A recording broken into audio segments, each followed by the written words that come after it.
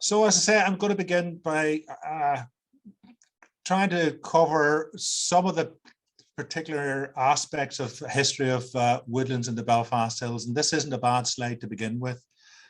It's a picture I start most of my talks with. It's looking down on the zoo. And what you've got there, you've got two areas of woodland that look very similar. You've got to the left, the Cave Hill Country Park woodland. That area, particularly as you go further away, it might look like good old mature woodland, but actually that dates from more or less the same time as Belfast Castle was built in the 1870s. Whereas the area of woodland to the right and to those steeper slopes to the right of the zoo, that is hazelwood. It's an ancient woodland, and it's definitely dating back many hundreds of years, but probably thousands of years. And that's because of the very steep slope that it has. So it's hard to imagine that would have been cleared at any time, certainly not for agriculture. It's very steep in places. And we know from other research, etc., that's been relatively constant in terms of being an old woodland. And I'll explain later on why that's particularly important from a Belfast point of view and a Belfast Hills point of view. But of course, if you go far enough back, there was no woodland in the Belfast Hills. There was no woodland at all anywhere around Belfast. 12,000 years ago, 10,000 years ago, during the height of the Ice Age, that would have been covered, all of this would have been covered in ice. People think that the Ice Age lasts for hundreds, thousands of years and it was ice all the time. That's not actually true, but there certainly were long periods where it would have been under ice. And really the story begins, as far as our current woodlands concerned, begins with the end of the Ice Age around 10,000 years ago. I'd like to start by talking about one of my heroes. On the right, we have Professor Valerie Hall, who did a great amount of work for us. Unfortunately, passed away a few years ago. She was a professor of paleoecology. And what that means is that she was involved in, particularly in looking at how we use pollen records to work out what our past landscapes would have been like.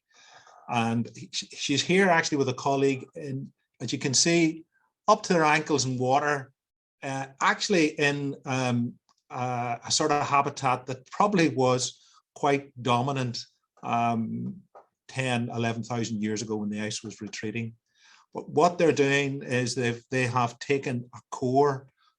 What she's actually pointing at is the depth to which they push that core down in through what they were hoping was soft peat, but actually it turned out to be not the best place to core.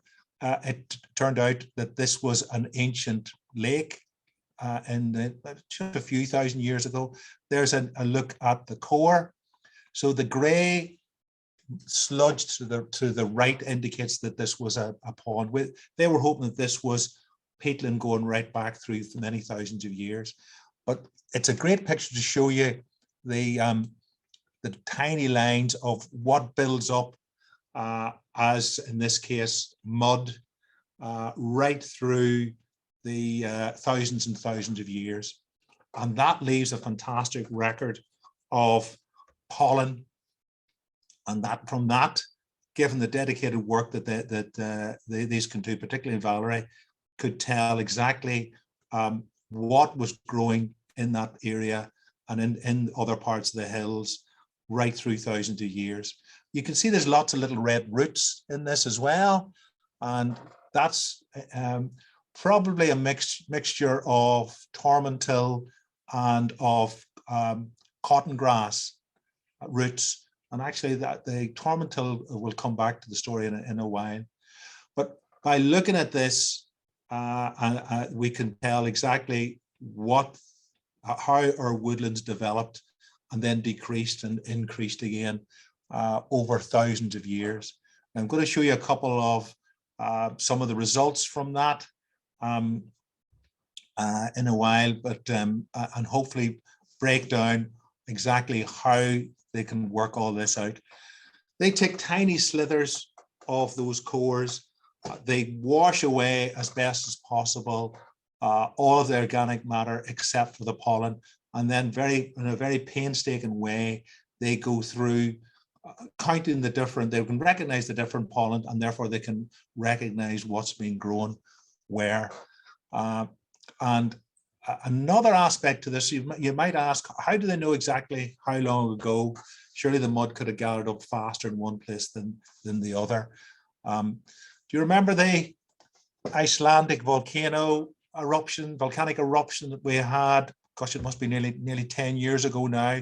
Grounded all the airplanes because of the tiny bits of glass that would have been in the volcanic ash and smoke that would have covered a lot of Europe. The Icelandic volcanoes have a habit of doing this.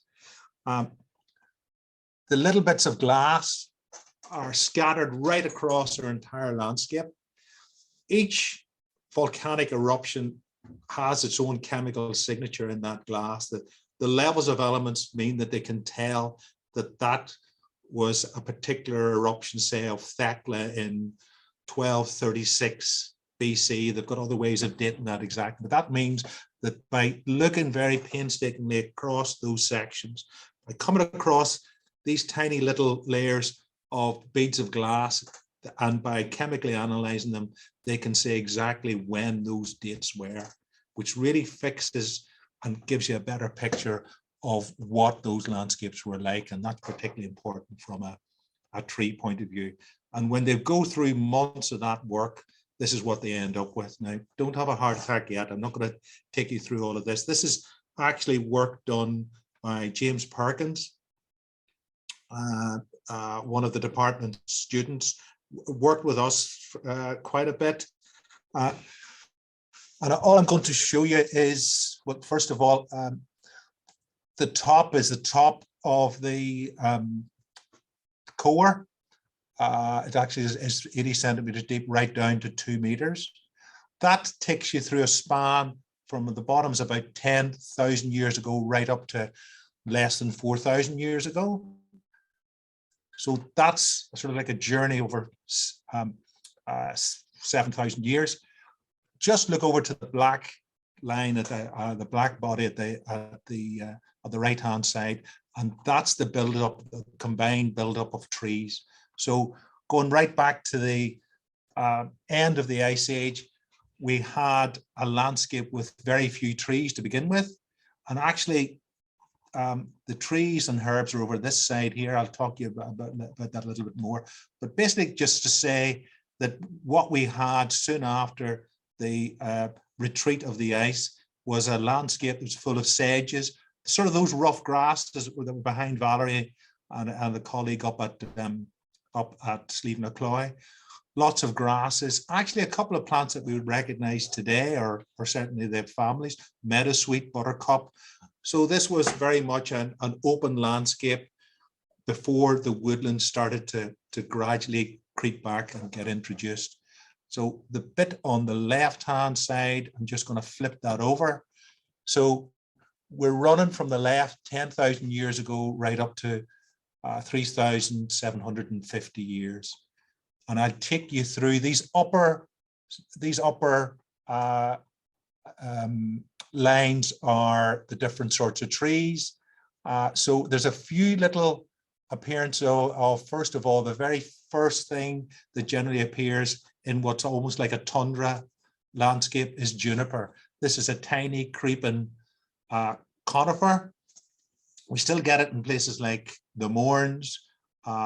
There's lots of places up in Donegal that I go up to visit, and you'll always see juniper scattered around the uplands, used to flavour gin, of course. So it's still knocking about today. So that's one of the first things that appeared very early on to the left-hand side. Then we started to see willow and birch. Again, that's just, it reminds you of sort of Scandinavian type landscapes. And then we start to get the bigger trees starting to appear in. Then we get pine, which stays with us for many thousands of years, but then gradually declines as we get closer to now. Corylus, that's just hazel. And hazel is one of the big, strong components of woodlands in the Belfast Hills, particularly natural woodlands. So that continues right through the years as being one of the main components that they see. And all this information is gathered not just by them identifying hazel pollen in these tiny samples, but also in terms of numbers. So this gives a rough indication of how the different proportions of woodland or those species that there were. So we have a lot of hazel. The thing is, of course, things are always a bit more complicated. Some pollen degrade quite quickly, and some are very sturdy and will remain in very identifiable for over 10,000 years. So you've got a lot of hazel. You've got a good steady amount of oak. Quercus is oak. We've got a good showing of elm. So we've got a wide variety of different species. Later on, maybe going back to about 6,000 years ago, the alder starts to appear. Alder is very much a wet-loving tree. So that's actually indicating that it's getting a little bit wetter as we get closer to 4,000 years ago. So that's predominantly what we have. And that's right across the top of the hills. This here is the sedges, the rough grasses that you can see gradually disappears. It's never a simple story. There's a few peaks, there's a few backward steps. But the one thing that I want to show you is this bottom one, Calluna. So from about 5,000 years ago, Calluna is heather. It's just heather. So there's virtually no heather in the hills right up until about 4,000, 5,000 years ago. And suddenly we start to see declines in some of the woodlands, pine, for instance, elm, and we see this increase in Calluna. And that is where we are starting to have an effect. Farming starts to come in, not just to the hills, but right across Europe and into Ireland. And we start to see the effects, and I'll talk a little bit more about that. And that's all the information coming from months and months of work, looking at one single peak core, 2 meters deep north of Divis. And that gives us a really good picture because of the volcanic eruptions that mean that there's specific lines that we know exactly when that dates from. That gives us an entire picture of what our landscape is like. There's a few other clues knocking about as well. I was reading this memoirs of the Ordnance Survey that's dating from 1832 to 1838. While they were drawing the very first Ordnance Survey maps, they sent people out to note down as much as possible about the landscape, about the local people, about traditions, about everything, churches, the way they farmed, what they farmed, when the markets were, etc. There's an area to the south of the Belfast Hills.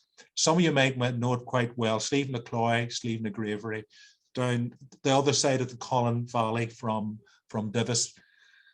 And now remember, this is dating from memoirs from the 1830s. So around there, they were saying that they still had quite a lot of bog, about 2 to 6 foot deep, but all the older people in that area could remember that could be as deep as 16 feet. So you can imagine that they could have got quite a core in those days as opposed to 2 meters. But there was a lot of oak, of fir, which is another name for pine, alder, and timber in amongst all of that turf. So that shows that this was a heavily wooded area going back many thousands of years. It's quite interesting to see that last statement as well. This timber, both roots and sticks, were in many instances singed by fire. So we had wildfires in those days as well. Wildfires can be quite a natural sort of thing, particularly with ancient landscapes. But of course, they could also have been, it's not thought that people were trying to clear entire woodland with fire. They were just trying to clear their rough grasses as they came in. So that's another indication of what the very old woodlands of the hills would have looked like and what we would have had.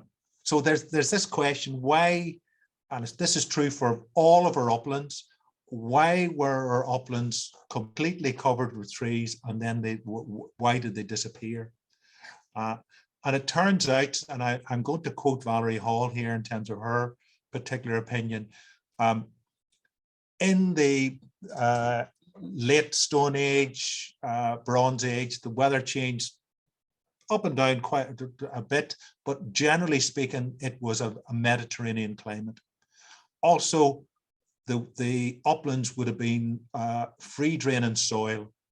So as far as the trees are concerned, it's just as easy, especially in a Mediterranean climate, but still with plenty of rain, dead easy for them to completely grow right over all of our hills. So how did we end up with the landscape that we have today? And I'll talk you through what seems to be at least one idea of how that happened. Whenever we look across that, and particularly whenever the heather is blooming and it's all lovely purple color, it's dead easy to think that's the old ancient habitat that we've always had. But actually, even when we only had stone tools, we could change an entire landscape, as I'll talk you through.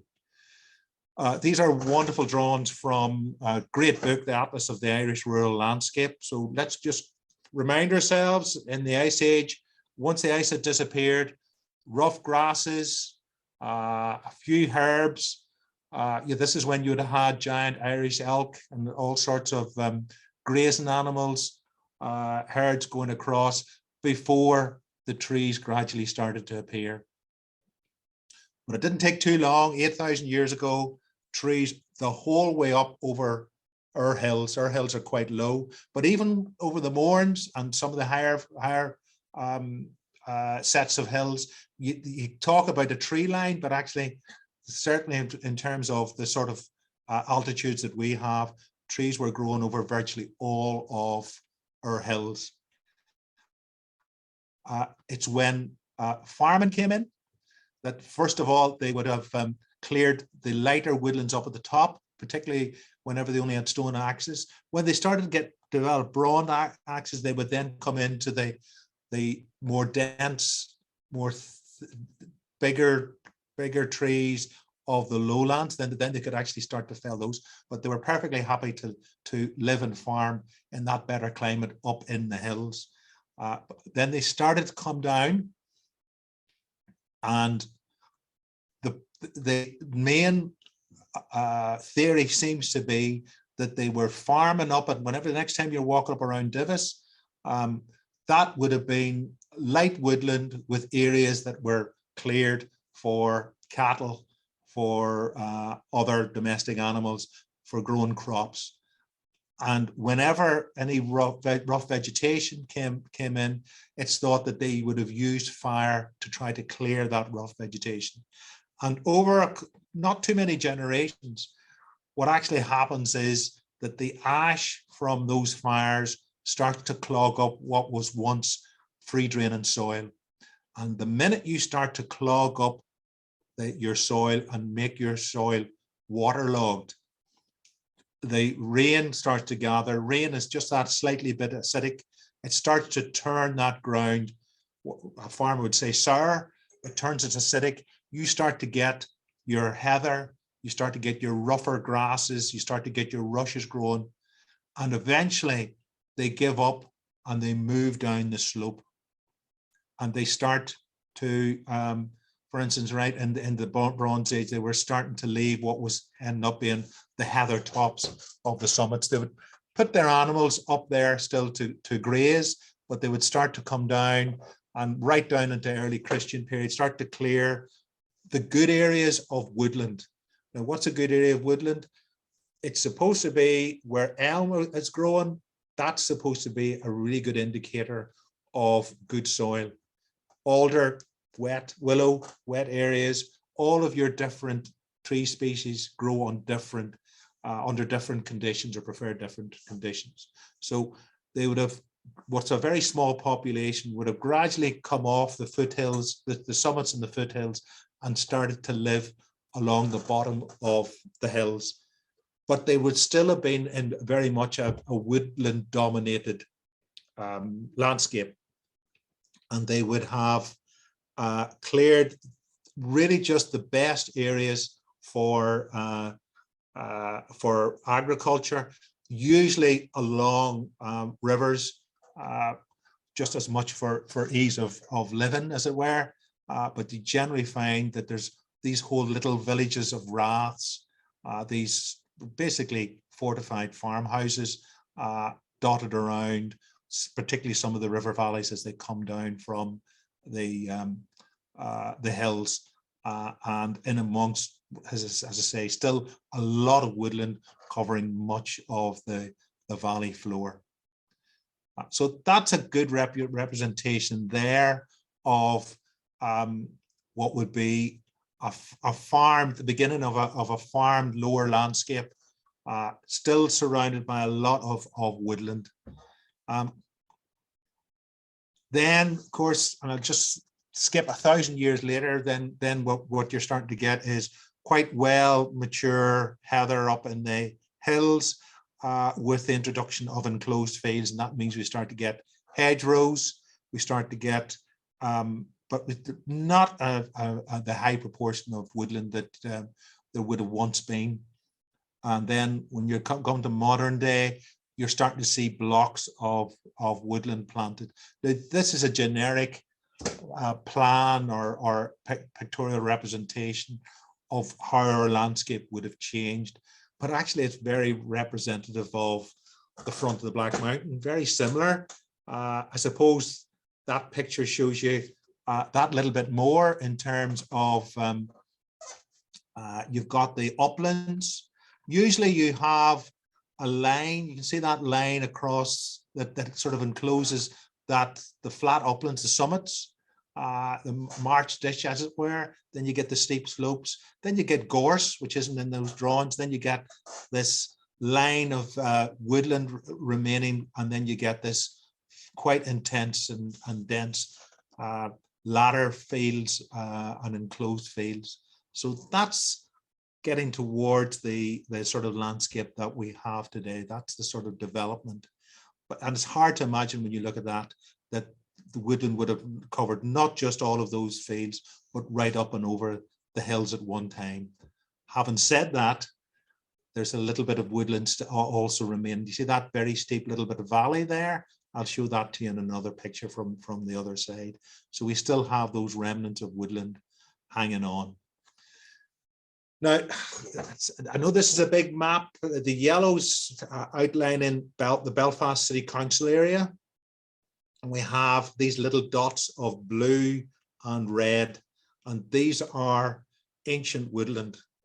And you can see that when you're looking across the Belfast Hills, there are good sized elements of ancient woodland left. In general, when you look at that landscape, you can see how little ancient woodland we're left with. The blue areas are the ancient semi-natural woodland that's sort of been left more or less as nature intended. The red are actually areas of ancient woodland that have been planted into. So there's lots of beech and new trees that have been planted into, for instance, the area at Upper Colin Glen. Let's have a closer look at that. So you have these areas. Ancient for this means, I think it's about 400 years old.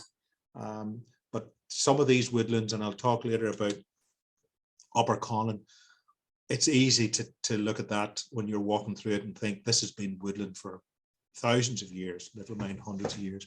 And these are so crucial in terms of holding the genetic stock of our ancient oak and the trees that we saw from the pollen analysis thousands of years ago. So you have little patches. There's a little patch in Collinwood near Collinwell Road. There's all sorts of little patches that we think have been continuous woodland for a long time. And those are absolutely key.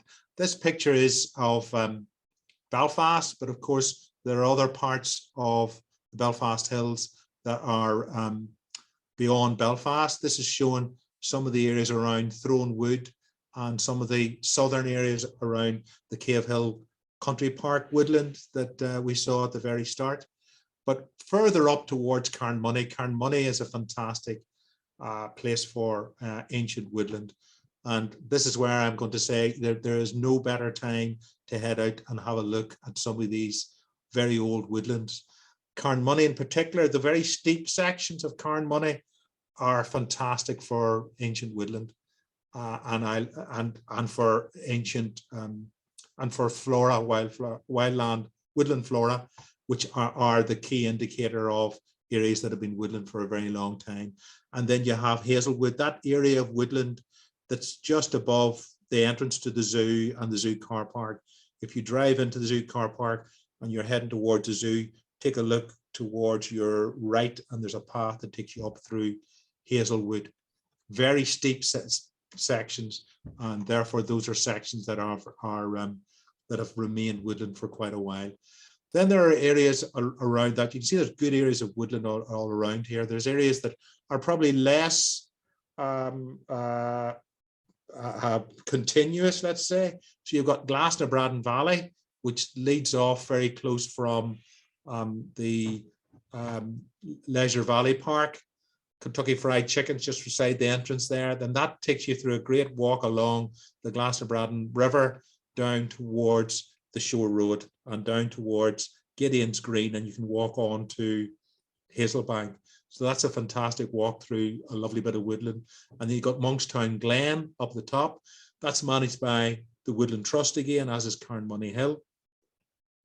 Unfortunately, that's been really badly hit by one of the threats that there are to the hills that I'll mention further on. There's a lot of ash that has to be taken out there that's been hit by ash dieback. So that's just a nudge to get you out to have a look at it. It's over the next couple of weeks. That's whenever you're starting to see some of the later woodland plants appearing. So that would be well worth it. What's so important about the ancient woodland? Well, of course, as I say, it's the fact that these are the progeny of the very old hazel, oak, and the native stock that we've had in the hills continuously. But as opposed to a relatively new woodland, when you're walking in there, you're walking on a couple of feet of decayed wood, leaves, very, very rich soil. That's why you get such a profusion of woodland plants. They love to grow now when the leaves on the trees haven't appeared yet. So they're programmed to appear very early. That's why you get a good show of bluebells and wood anemones, wood sorrel, etc. Early on, they want to flower and to have set seed before the woodland starts to get dark because the leaves are appearing. So you'll start to see the bluebells in a wee while, but you're already, if you go now, you'll start to see there's a little plant behind that appears a wee bit earlier than the bluebells. That's lesser celandine. So the yellow flowers of that are out at the minute. It's one of the earliest harbingers of spring. And these are two plants that, if you see that in a woodland, all right, it might have been there for 50 years. They're not really hard evidence that that's an old woodland. When you start to see other plants, such as this plant here, with this frilly leaf, this is wood anemone. And another one that you see is, it's almost like a woodland version of shamrock. It's wood sorrel. It's got a real lemony taste to its leaves. Of course, you shouldn't be, don't be going making lots of sandwiches from it. But it's got a really, those two plus this one here are really quite nondescript sort of flower that you can miss. It's a relative of the hedge parsley, the big cow parsleys, the angelicas that almost stand as tall as us. This is a plant that barely gets to a foot tall, and those are tiny little buttons of white flowers. This is sanicle. And if you see that plant, you know that that woodland has been there for quite a few hundred years. These are very conservative plants. They've evolved to live in what should be a permanent settled habitat. That means that they, instead of taking a risk and throwing its seed everywhere into the wind, they have bulbs, they have corms, they've got big seeds, they spread very, very slowly. So if you plant a new woodland in a field, it's going to be many, many decades, if not hundreds of years, before you start to get the likes of sanicle coming in. And these are strong indicators that those particular woodlands that I've talked about have been there continuously for hundreds, if not thousands of years. And that's why we need to keep a hold of them. They're the arc of not just those woodland plants, but the trees and the seeds from them that we can rely on to build up our native stock. Listen, I'm going to take a 2-minute quick. Okay. Let's skirt on here. And to go back to this, you might think that this is just a repeat, but actually this is the start of a new phase of our landscape, I suppose, in our history. Whenever they started to clear these bits of woodland in good agricultural ground, we were starting to get to build up an agricultural based society. And these areas here, you'd had a clump of, these are basically farmhouses. They used to be called Danes forts or old forts or raths. So this would have been a group of farming people. You would have had one boss, as it were. This would have been part of the old Gaelic estates. So you had a big lord, probably called himself the local king, who was in charge of this whole area. And each of these smaller areas would have had one person in charge of that area. And it was that person's responsibility to pay the annual tax, probably a calf or a cow, to the Gaelic lord. And the Gaelic lord was supposed to look after them, protect them from cattle raids, uphold the law, etc. And this is the start of what's a pretty unique system called the Townland system. So that's what you're looking at there, is a working area that's the origin of our Townland land divisions. So we've actually got a great little leaflet that goes through all the townlands of the Belfast Hills. Why am I mentioning this during a woodland talk? Because the townlands show what was important to the ancient people that first started to use these townland names 1,000 years ago.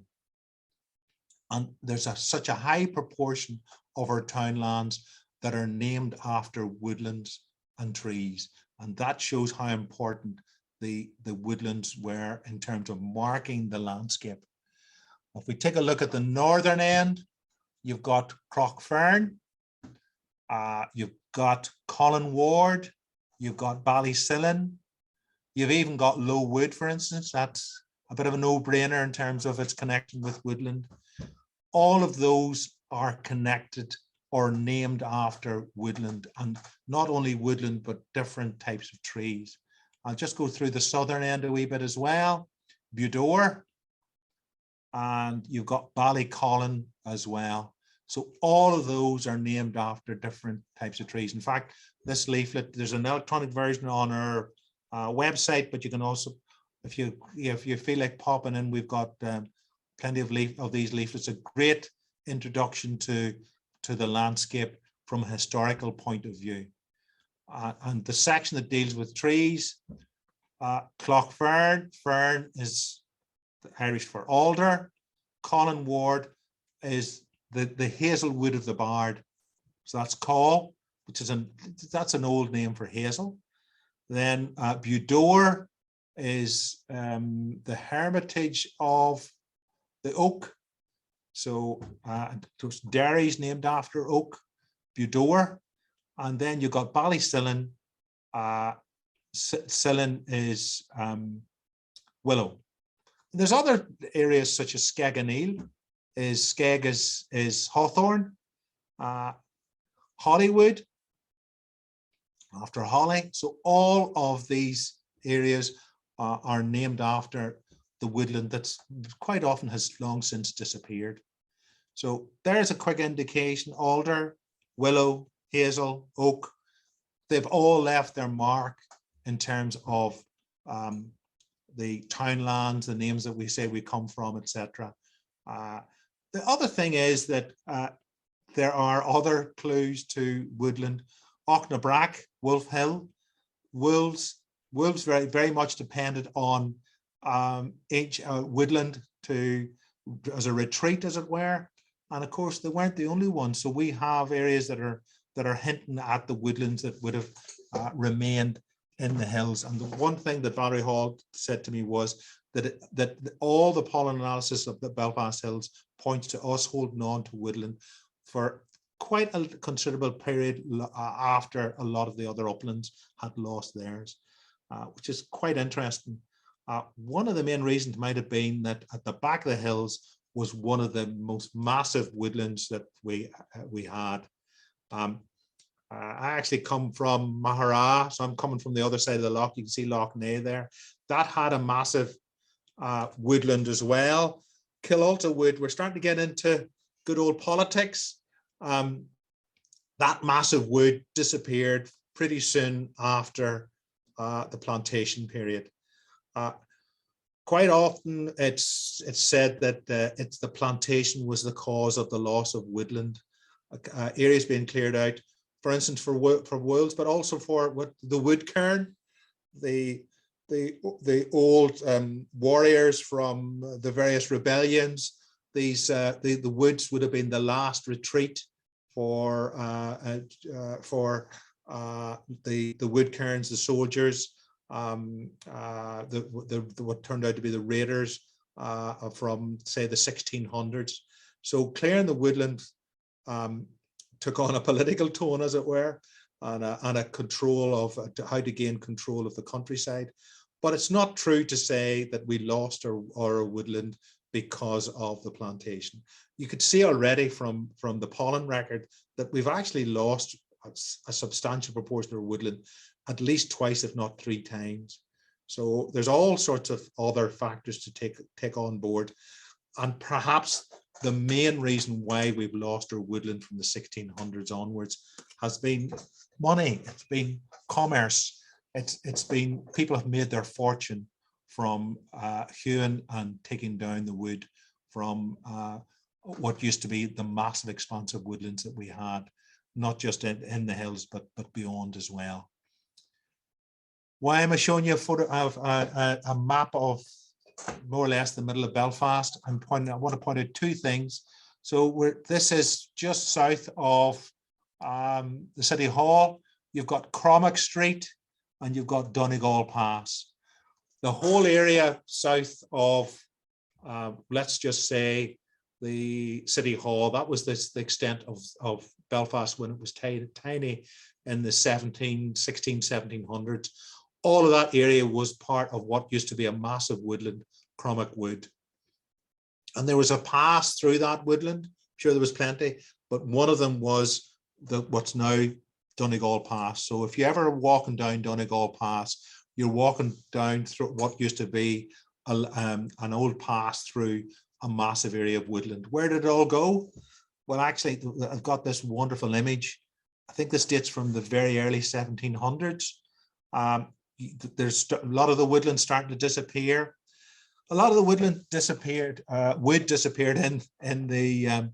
You can see the masts of the ships shipped away over to England. Great trade in barrel staves, for instance.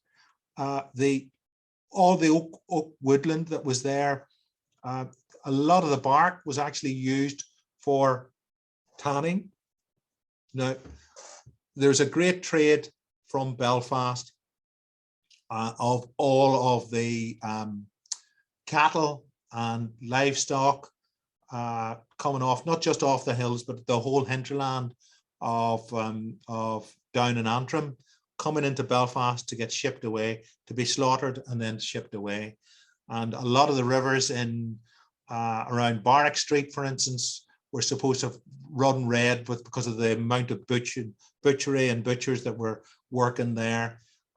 Their hides were then tanned.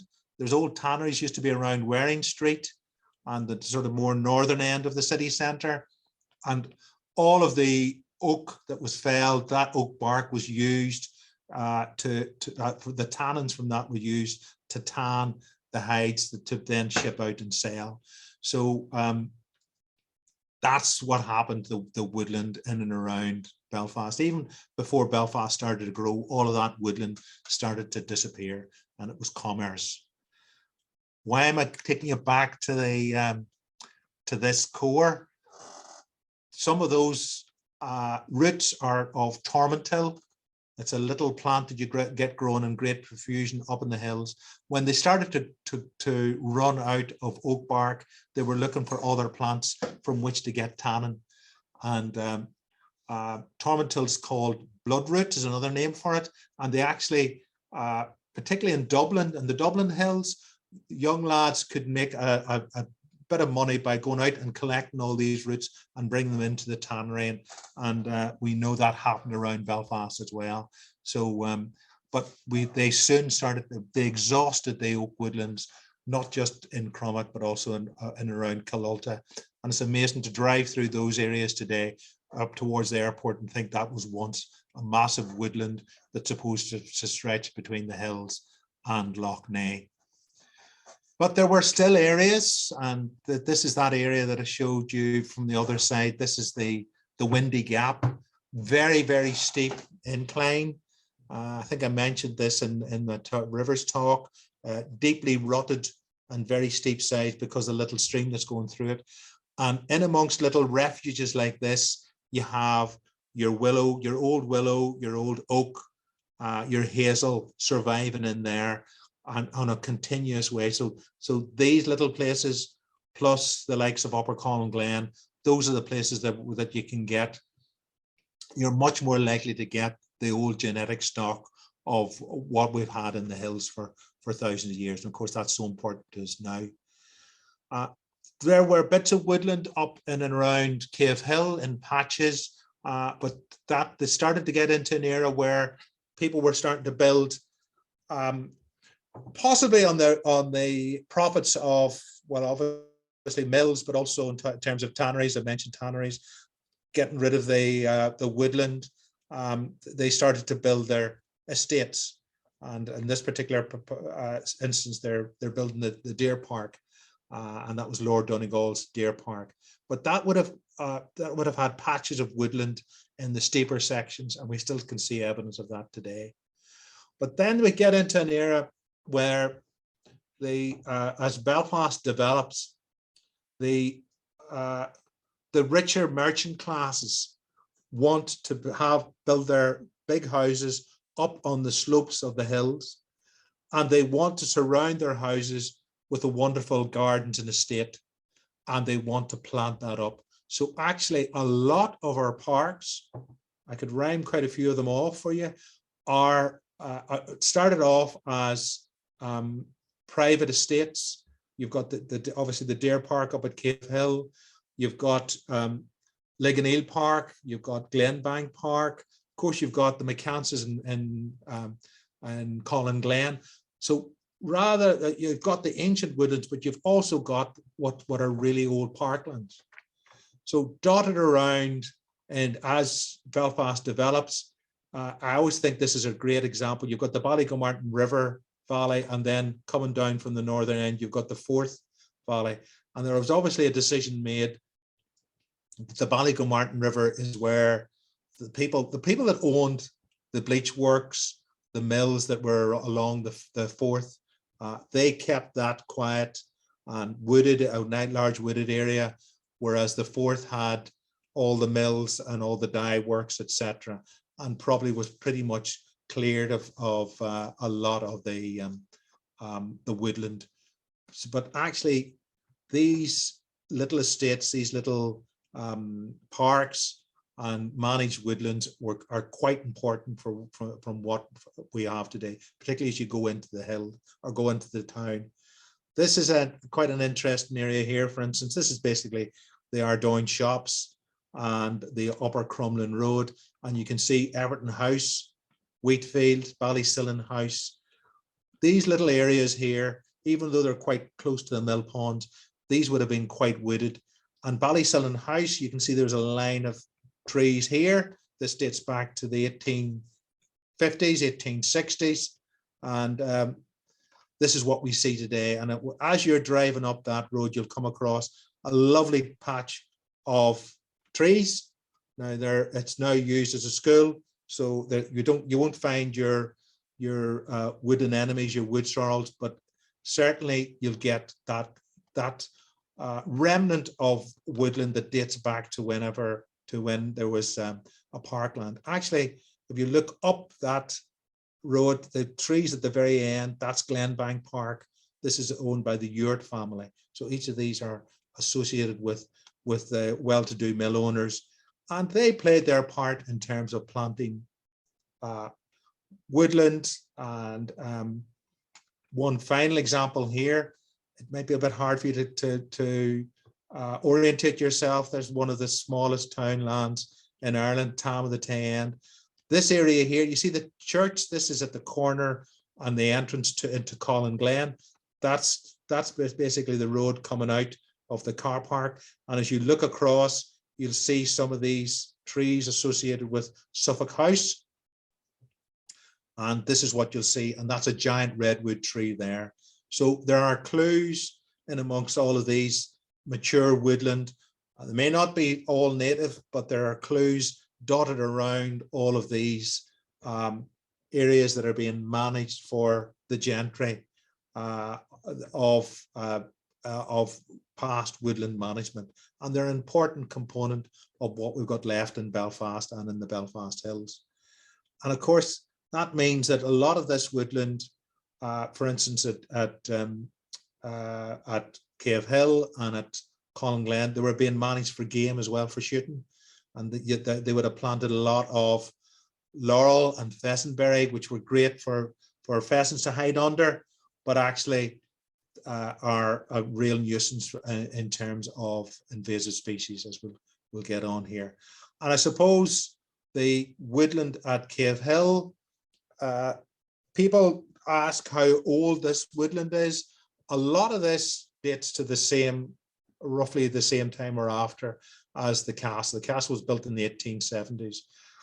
People have tried to work out what the plan of all this woodland plantation was. It looks as if there wasn't really a plan. They planted a few thousand every winter, and it's whatever they could get their hands on. There's a real mix, but actually that's really good. They've got a real mix of different species, and that means that it's quite resilient. If they had planted just 2 or 3 species, then would be very prone to problems as far as tree disease is concerned. So that's a great but not very old woodland. As you go up the path through all that upland heath, you'll, especially in the next couple of weeks, if you happen to be doing it, you'll see these big patches of wood anemone. Remember the plant I showed you and said that's a sign of ancient woodland? And that's because although this woodland's relatively new, there are patches of woodland that existed, maybe 3 or 4 hawthorn in a wee thicket together, that's led to a continuous presence of some of our indicator species. So even if that is upland heath and quite rare habitat on its own, there are still the remnant signs that this would have been covered in woodland at one time. So that then means that whenever this new woodland's been planted around Belfast, of course it's 150 years old, but that's still new in terms of compared to ancient woodland. That means there are still remnants of the likes of that wood anemone, and there's lords and ladies. So they have, that's meant that this has become quite a good woodland quite quickly. Thought this was a picture of interest here. You were talking there, Margaret, about lower Colin Glen and upper Colin Glen. You can just about make out that there's not much in the way of woodland, mature woodland in the lower Colin Glen. This picture was taken on the 17th of May, 1952. So this woodland is just starting to grow up again. And as a little hint, ash is very quick to spring back. But they've left this area here. Remember, it said about the National Trust just buying that in around 1947, whereas it was going to be felled by the Gilpins. And then there's another little area here near Hawthorne, what's Hawthorne Glen now, the housing estate there. And that's an old bit of woodland there. Just as you notice, you see those little houses there. That's the tin huts from World War II. So that was the temporary shelter for people that had been bombed out of Belfast, actually. But so that woodland has was felled and has regrown again. So whenever you're walking through that, it might look as if it's old trees, but actually, if you look, there's not too many of them trees. There's a few, but there's not too many trees more than about 12 inches in diameter. That's the upper glen, which is a different story altogether. And if you want to get lost in a place that probably looks much the same as it did a few thousand years ago, that's the place to go. Having said that, I can see a large tree sitting there that's only been introduced in the last few hundred years, but it's still a really ancient landscape, never mind ancient woodland. And that means that you find all sorts of bird's nest orchids and plants that you don't find in the lower Colin Glen are in the upper Colin Glen. That's why it's so important to hold on to that. But you can see, I always, whenever I see pictures like this, I think that's what the first Stone Age people that were trekking down that river, that's more or less what they would have seen. That's as close as you can get to wilderness, true wilderness, in and around anywhere around Belfast. Just zooming ahead here, and I know it's going on quite a bit quicker here. There was a big move towards trying to reforest lots of Belfast from the 1990s, primarily led by Ben Simon, who wrote a wonderful book, If Trees Could Talk. You'd be doing well if you could get your hands on that, but it tells a wonderful story about how woodland developed around Belfast, particularly around the estates. For instance, this is the Belfast Castle, and that's a fantastic picture and shows how important the woodlands are from our landscape point of view. That went on until the I think it's about 2010 or so. It's now folded. They were trying to connect up all the woodland together. That's another bit of ancient woodland at Carnmoney Hill. There are areas as well that they were trying to reforest, but there's areas that are now naturally regenerating. Naturally regenerating means that the trees are just gradually, the scrub and trees are gradually starting to take over areas that are no longer farmed. And there's some great areas just around Lyndhurst, just below Glencairn. There's Divis, and these areas are great for wildlife. And as they join up, and here's this is the woodland. As these join up, they become much more stable in terms of the animals and plants that live there. And that's why we're starting to see pine martens come back into these woodlands as they start to join up. So the woodlands that we have are a mix of old parkland, natural regeneration, there's some new plantations. We don't have an awful lot of conifers, for instance. It just doesn't seem to have happened too much, but we do have some ancient woodland. Most of this, but not all, scattered along the eastern slopes. And you could see those lines of, sorry, that's a lot of that's ash. You see that light gray color. This is taken at a different time. That white is mostly hawthorn. So a lot of natural regeneration, but that line of woodland is much more important and much better for wildlife than, for instance, the sycamores that you have up in the Hatchet Field up the top there. Isolated patches of trees are much less value. When they connect up, there's a double and triple in value in terms of what they can have in terms of wildlife. We've mapped all the hedgerows, which are an important aspect of woodland. And when you connect, when that makes it look as if there's a strong network right along the edge of the hills and to a certain extent around the back as well. But when you look closer, you can see there are breaks, particularly when you get up to the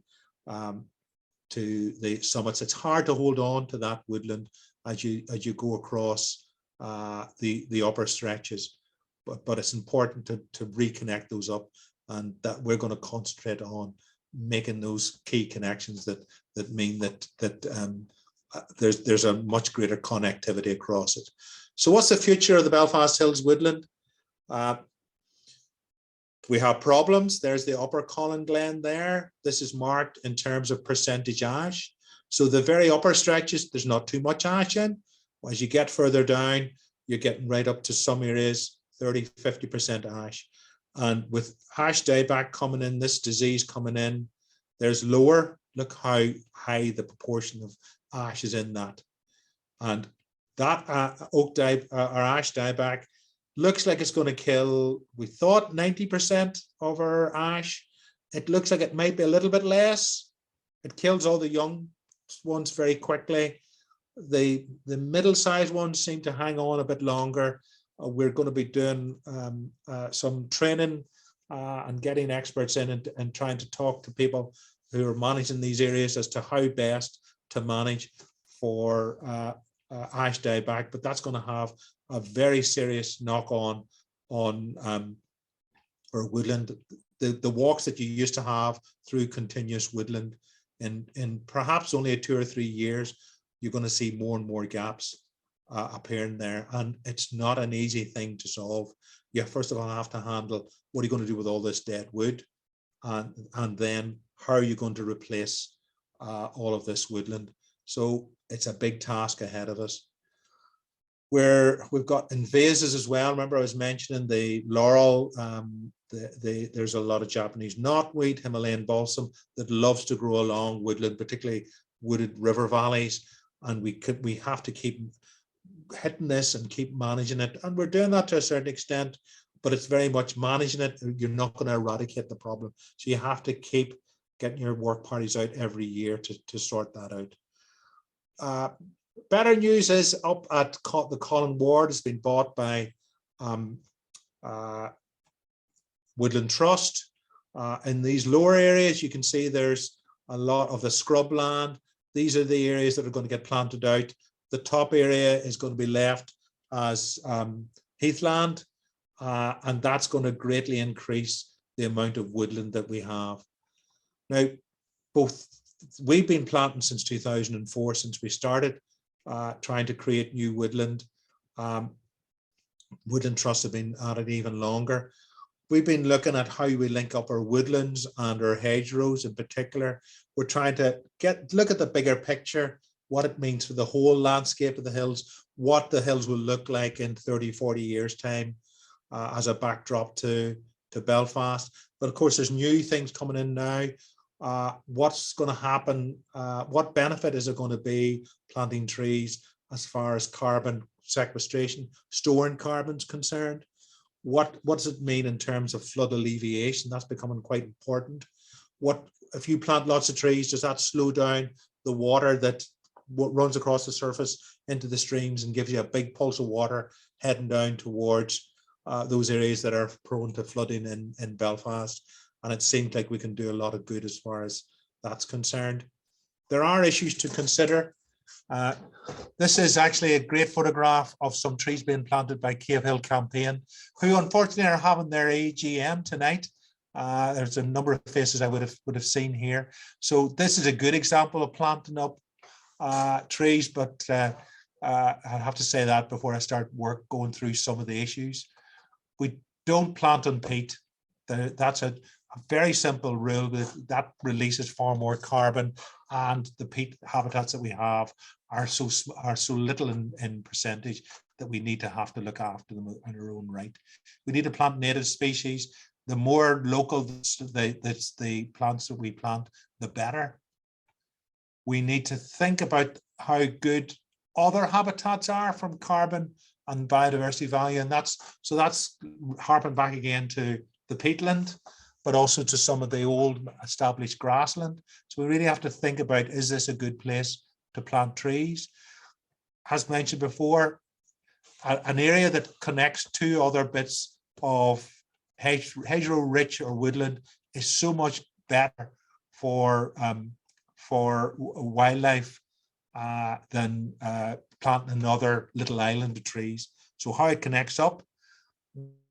Wildfire resilience. What will, for instance, an area like this, once you've planted your trees, you take away the livestock, is it going to be resilient to wildfires? How can we ensure that we prevent wildfires, and then as the woodland gets older, is less prone to fires? Plastic tree guards. A lot of people are concerned about the use of plastic tree guards. And we're between the devil and the deep blue sea in this one, because what we have up in the hills, particularly up in some of these grassland uplands, is great populations we're discovering of Irish hare. And they are having a fantastic time eating some of the trees that are planted without tree guards.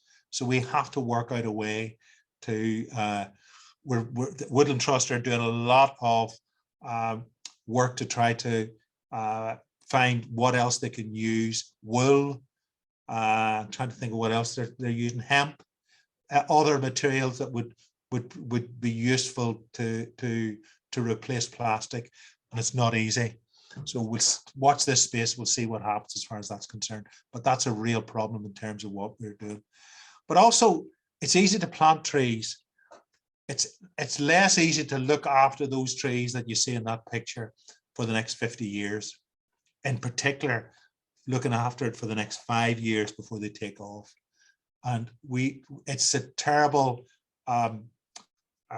temptation to get out there, plant some trees, go back home, pat yourself in the back for planting those trees. Thank you very much if you've done that for us and for the Woodland Trust. But it's important that we look after those trees for a number of decades to come. One of the last thing I'll talk to you about is one of the particular things we've done quite close to here. This is an area that was basically, it's the remnants of the building work above and below, covered in rubble, quite a steep area. And we've managed to turn that into a tree nursery. So we go out and collect the acorns, the hazelnuts, the rowan berries, the hawthorn berries, and we've managed to grow on the local native stock.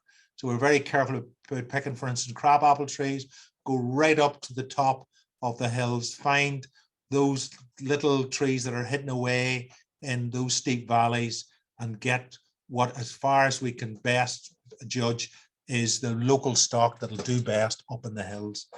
And the great thing about this is how social it is. So every Tuesday we have people coming in to continually weed. Some of the trees are taken off a bomb. This is a small area. We're only going to grow a couple of thousand a year if we're lucky. And that might seem like a drop in the ocean, but whenever it comes to making sure that there's a mix of 6, 7, 8 species, that'll make that woodland much more resilient if one of those big tree species get hit by a new disease. This is where we're going to get our rowans, our elders, our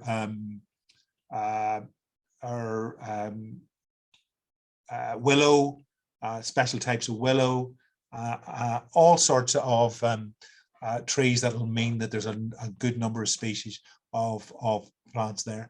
It's a fantastic sun trap, and we get lots of people involved, both out in terms of collecting the seed, then sowing it up, putting them in, and of course we've been busy harvesting them up, packaging them up, and taking them up to the hills to plant as well. One last thing to remember, as I said, all those saplings that we're planting, we have to look after them for the next 30, 40, 50 years. Otherwise, it's a bit like having a baby and then leaving it in the ward and walking away. We need to look after that new woodland that we've created. And we've also got to remember to look after the ancient woodland that we have, because that's suffering too from ash dieback, from laurel and some of the invasive species that are trying to take over as well. So we really need to look after that. So listen, as usual, I've talked